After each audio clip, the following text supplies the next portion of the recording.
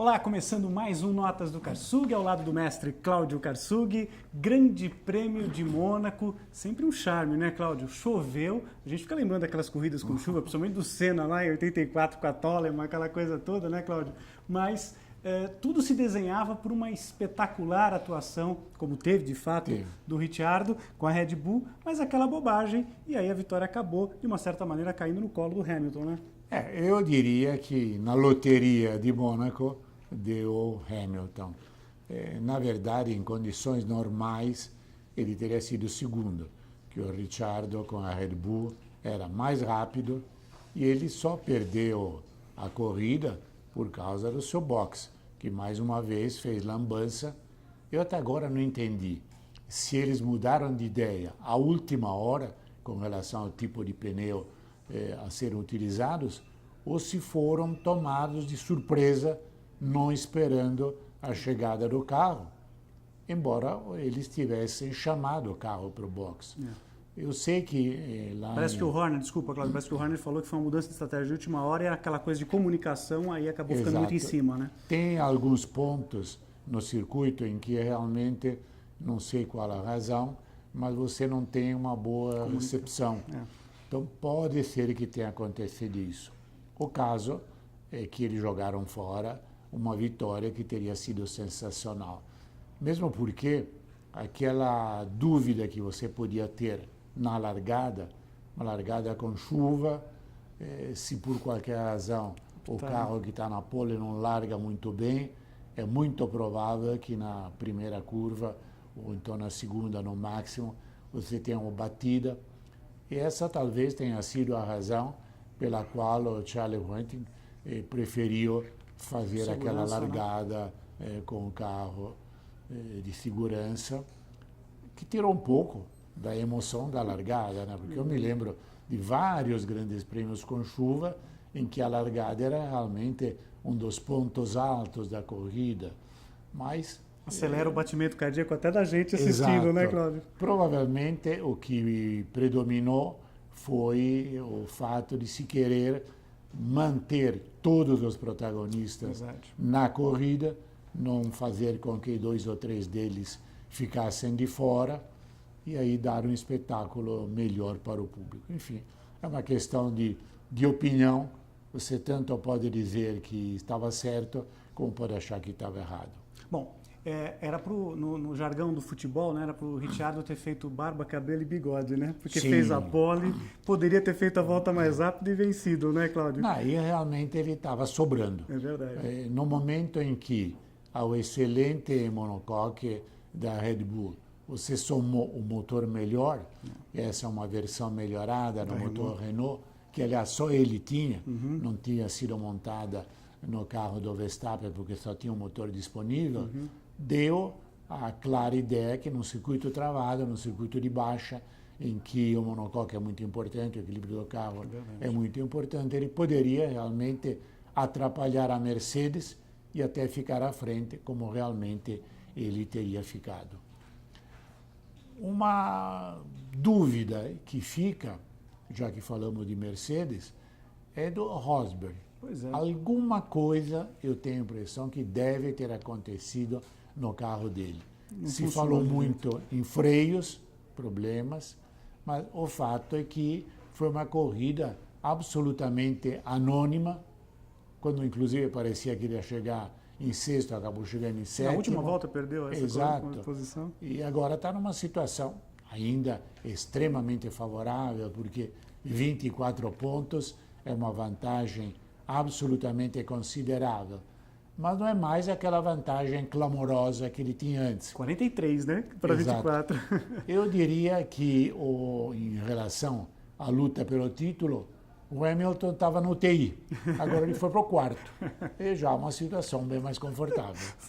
Já que você falou em UTI, a McLaren, né, que vem cambaleando, né, moribunda nos últimos tempos. O Alonso em quinto lugar é muito legal. E um pouquinho à frente dele, ou bem à frente dele, né, o Pérez. Né? Eu queria que você falasse desses dois pilotos. O terceiro lugar do Pérez e o quinto do Alonso, Bom, Cláudio. Do Alonso, todo mundo sabe que é um excelente piloto.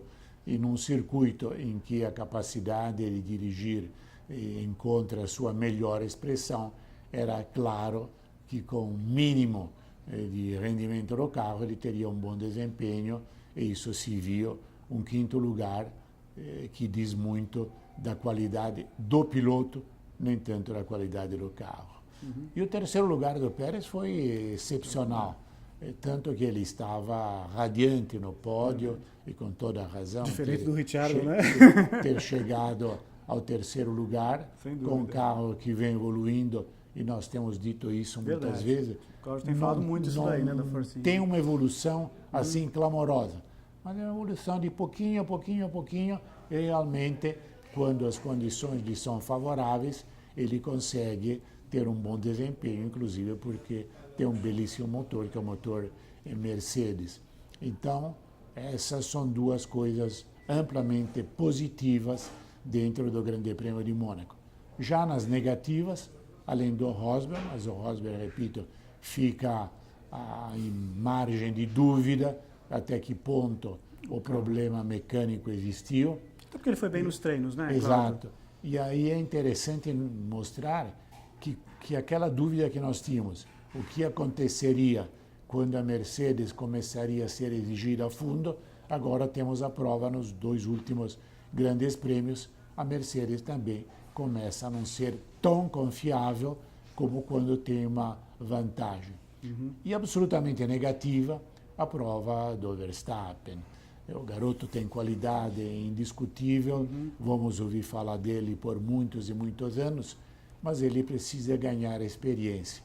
E a experiência é uma coisa que não se compra no supermercado. Só a passagem do tempo que pode lhe dar essa bagagem.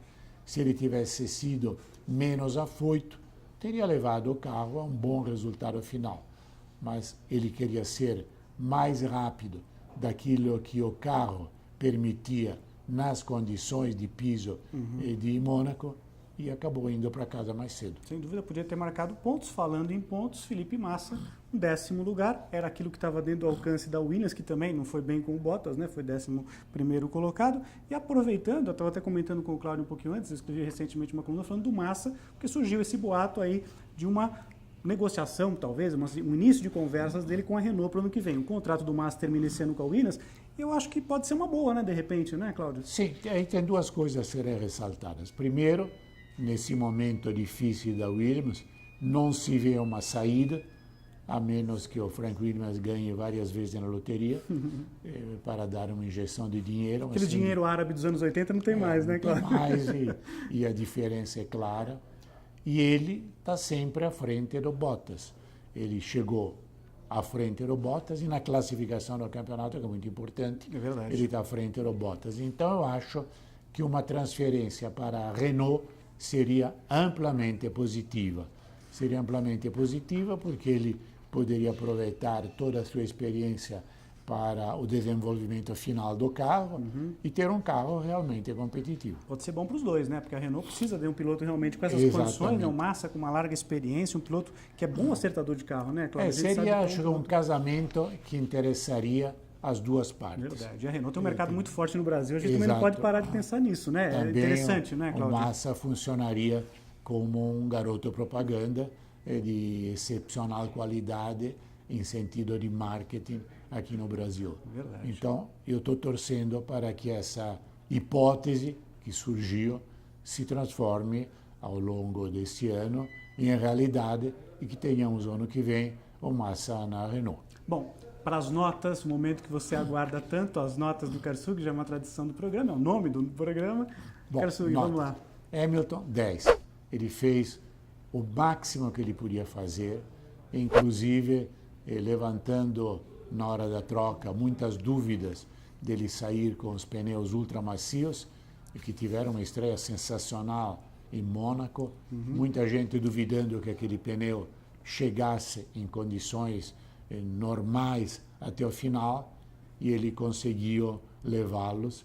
Eu vi uma entrevista dele na televisão italiana em que ele dizia, olha, quando faltavam 10 voltas ainda estava na dúvida. Quando faltavam 5 aí me convenci, não, dá e eu vou ganhar. Agora eu chego de qualquer jeito com eles mesmo. E vou ganhar essa corrida, nota 10. Quanto ao binômio Red Bull-Ricciardo, eu tenho duas notas. 10 para o Ricciardo, porque realmente foi excelente. 0 para a Red Bull. Que é absolutamente inadmissível. O que aconteceu? Aquela pataquada. Pastelão, né? Pastelão. E jogaram fora, uma vez mais, jogaram fora uma vitória. E sempre na televisão italiana, domingo à noite, tem um programa muito interessante, Domenica Sportiva. Eu vi uma entrevista em italiano do Ricciardo, e ele estava realmente bravo, não tinha aquele sorriso normal, aquele sorriso com de, todos aqueles de dentes dentifrício, de propaganda de dentifrício. Ele estava bravo. Falava, bom, a segunda vez, quase que ele fala um palavrão, a segunda vez que me roubam a possibilidade de ganhar a corrida. Eu falei, bem, enfim, tal, coisa de corrida, mas claramente ele estava muito aborrecido. Então, 0 para a Red Bull.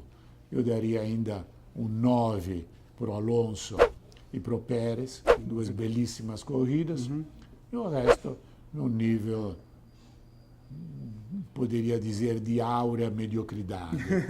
O Vettel, enfim, fez uma corrida normal, e um 4 para o Raikkonen, que com a experiência dele não podia bater. É verdade. Ele tinha que levar o carro até o final. Se levasse o carro até o final, marcava pontos. Isso era muito importante para a Ferrari nesse momento. Agora, o que eu acho muito importante ressaltar, independentemente daquilo que aconteceu em Mônaco, é que não podemos transportar esses resultados, não podemos nos basear naquilo que vimos em Mônaco como um prognóstico para o resto do campeonato. Mônaco é uma corrida, né, absolutamente atípica e claramente situações como aqui vimos, Mônaco ainda com chuva, não vão se repetir ao longo do campeonato. Então, é bom esperar o próximo Grande Prêmio do Canadá, para ter uma ideia mais clara de saber até que ponto a Red Bull, que Mônaco foi destacadamente o melhor carro, sem dúvida, está em relação à Mercedes.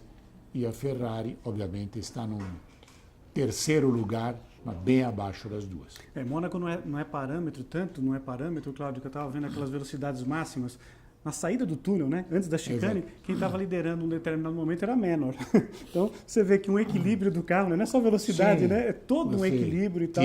Tira aerofólio e ganha um pouco mais de velocidade. Mas não faz curva também, mas né? depois não faz curva. Aliás, tinham alguns carros que em saída de curva me lembravam muito rabo de cachorro quando faz festa para o dono. Vira para um lado e para o outro. De um lado para o outro, exatamente. Falando em curva, 4 curvas mais famosas do mundo, 500 milhas em Indianápolis, não é isso, Cláudio? Tivemos um estreante. Isso não acontecia desde 2003, quando o nosso Hélio Castro Neves, como estreante nas 500 milhas, venceu. E nesse final de semana, um piloto que está vinculado de uma certa maneira à Fórmula 1, porque é piloto reserva na Manor, que é o Alex Rossi, norte-americano. A vitória ficou em casa para os norte-americanos, né? O Alex Rossi acabou vencendo. Foi bastante festejado exatamente por isso.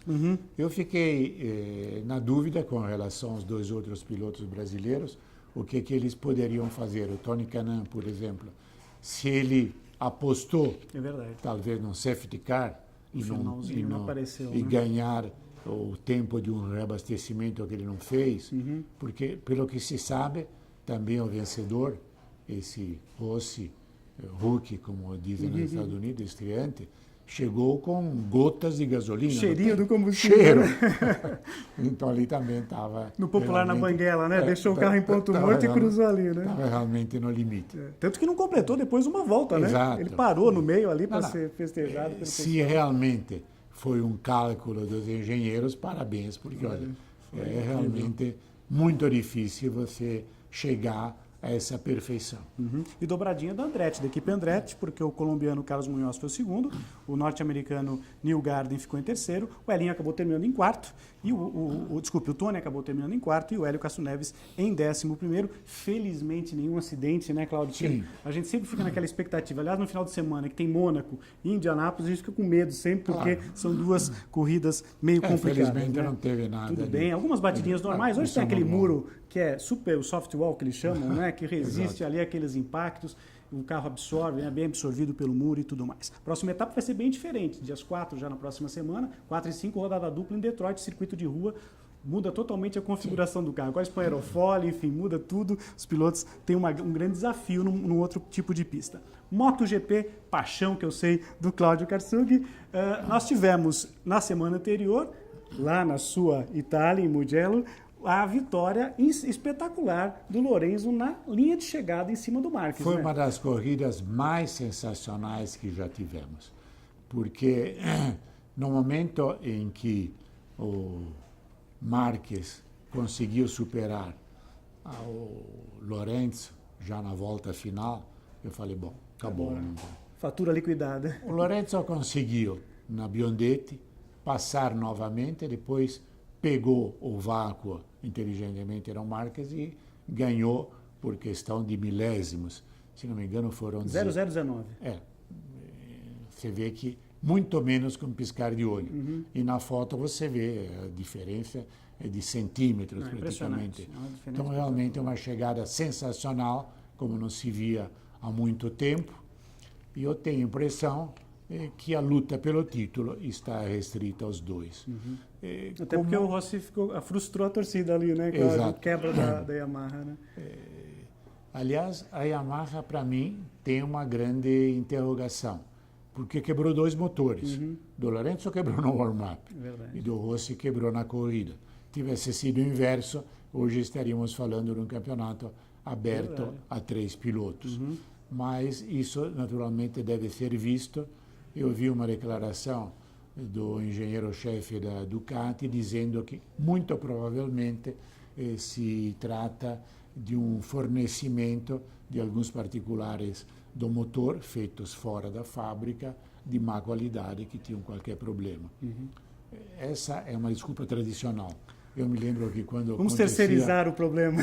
Quando acontecia alguma coisa com a Ferrari, nunca era uma biela. Produzida em Maranello. Um pistão, sempre aquele parafusinho feito não sei aonde e tal, que quebrou. Então, vamos esperar as próximas corridas, porque eu acho que, em si, como moto, nesse momento, a Yamaha é superior à Honda. Tanto que você vê que na Honda a diferença de rendimento entre o Marques e o Pedrosa. O Marques está carregando aquela moto nas costas. Então, se não acontecer nada, se não tivermos mais nenhum problema mecânico, Lorenzo tem certo favoritismo em função exatamente da melhor qualidade da Yamaha. E já que falamos tanto no Lorenzo, você citou tanto o Lorenzo aqui, né, Cláudio? A vaga dele tão cobiçada, né? Sim. Dentro daquela expectativa do que você falava, o Vinhales vai ficar com a vaga dele, né? O Vinhales é o astro nascente, está muito bem na Suzuki e claramente ele vai perder dinheiro, ou pelo menos vai ganhar menos, porque a Suzuki lhe tinha oferecido uma renovação mais vantajosa, em nível superior economicamente aquilo que a Yamaha lhe dá, mas é claro que a Yamaha é uma moto competitiva, muito mais da Suzuki. E a Ducati teve que escolher entre os dois Andrea, mandou embora Iannone, que foi para a Suzuki para ser o número 1, exatamente no lugar do Vinhales. Todo mundo estabelecido para 2017, né? Então nós continuamos tendo Marques e Pedrosa na Honda, temos Lorenzo e Dovizioso na Ducati, e temos Rossi e Vinhales na Yamaha. Quer dizer, estamos tendo um campeonato espetacular em 2015, vamos ter essas novidades que vão apimentar, sem dúvida alguma, a temporada que vem, né, Cláudio? Teoricamente, em vez de 2 fábricas, teremos 3 disputando o título, e a Suzuki ainda pode ser a 4ª, eventualmente, a incomodar. É isso aí. Bom, as dicas finais, então, vamos lá, Cláudio. A dica de hoje, então, para você conhecer toda a linha Kia Motors em www.kia.com.br, como a gente vem falando, desde o Picanto até chegar a Grand Carnival, né? Um carro bem grande, um carro familiar, passando pelo Cerato, até aqui o Sportage. E eu vou destacar hoje, eu gostaria até que o Cláudio me ajudasse nesse comentário, destacar o Cerato, né? Que é um sedã médio muito interessante, uma linha de equipamentos de série que às vezes são comuns só a carros com os opcionais, né, Cláudio? Eu acho que o Cerato, dentro dessa faixa de sedãs médios, é uma opção extremamente interessante e vale a pena, antes de comprar o carro, antes de comprar um carro nessa faixa de preço, fazer uma análise daquilo que ele traz. O que ele traz de série, muita coisa que os concorrentes só têm como opcional ou, em alguns casos, nem mesmo oferece. Então, é uma opção realmente interessante, uma relação custo-benefício muito favorável. É isso aí. Conheça o Cerato, então, e toda a linha Kia em www.kia.com.br. Entre no site, agende um test drive e conheça, então, toda essa linha que a Kia oferece para você. Cláudio, muito obrigado. Obrigado a vocês e até a próxima. O próximo encontro nosso do Notas do Karsug é exatamente para falar do Grande Prêmio do Canadá de Fórmula 1 e MotoGP, em Fórmula Indy, enfim. Até lá, pessoal. Até.